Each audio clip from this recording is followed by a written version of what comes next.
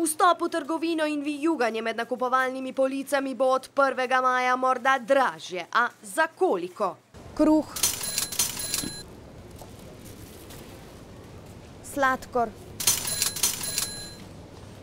mleko,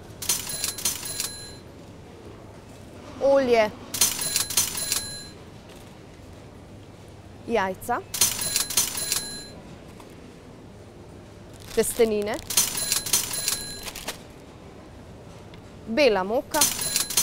Kos naše pogače, ki si jo bo pri tem nakupu odrezala država, bo po novem samo pri enem nakupu za 20 centov večji. Hrana za celoten mesec, če si boste privoščili le povprečne stvari, pa bo za 19 evrov dražja.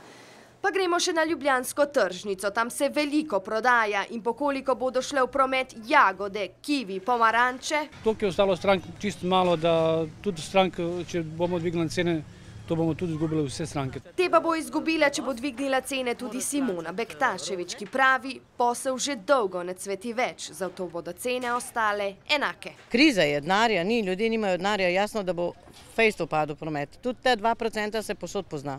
Na to, da bi stojnico zaradi dviga davka preprosto zaprla, pa ne upa niti pomisliti. Mi smo velika družina in moramo delati. Brez dela ni jela, pravijo.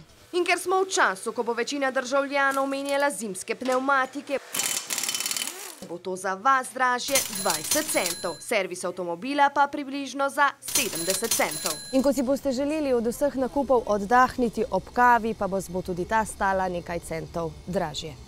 Morda je zato bolje, da si jo od jutri naprej kuhate kar doma, saj bo dražje tudi gorivo za vaše jeklene konjičke.